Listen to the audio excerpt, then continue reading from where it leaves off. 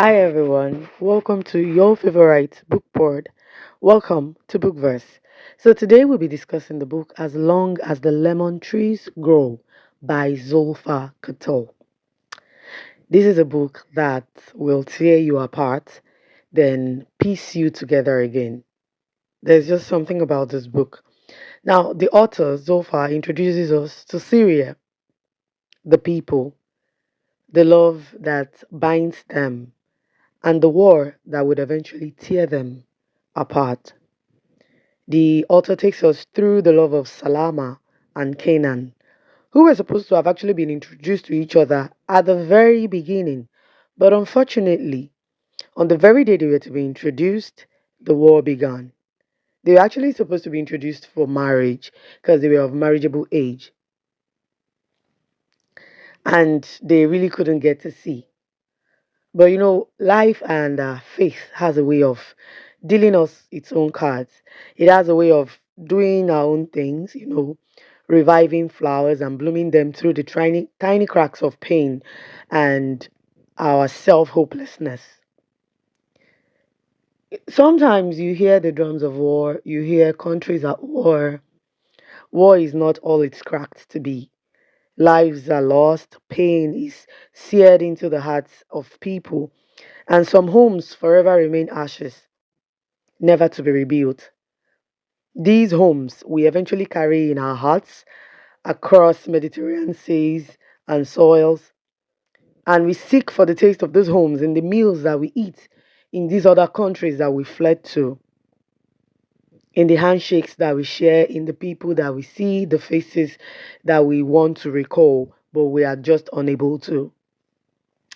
Several reports have actually been told of fleeing persons. You come on the news, you see people in boats on seas, on the Red Seas. These boats are so fragile.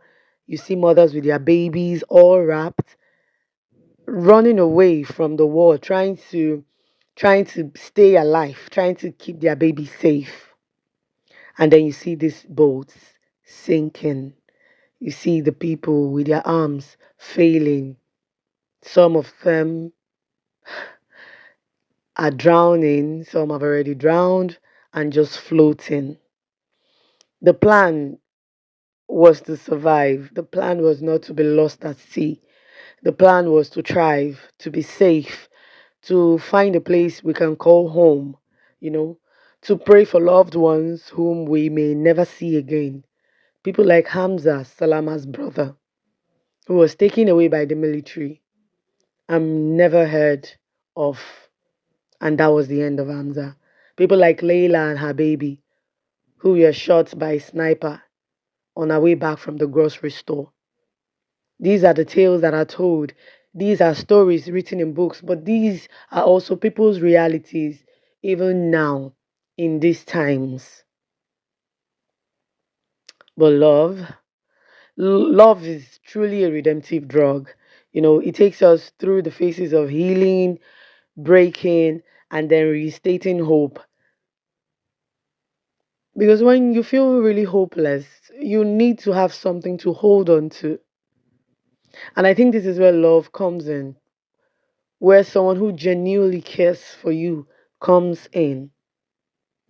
And this is the story of Salama and Kenan, who are a beacon of light and hope. They represent the people of Syria, those lost to the lands, those whose bloods have been spilled unjustly, those fighting tears and heartbreak, healing a bit at a time.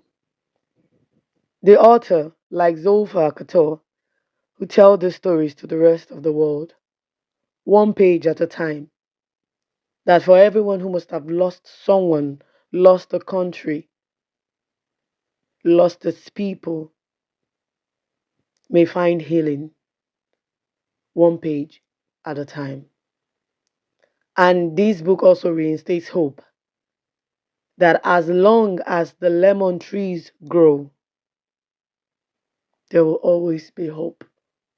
For the lemon trees will always grow and grow babies and grow seedlings. And so will always our hope grow. I hope you get to read the book, and I hope you enjoy it as much as I did. See you some other time.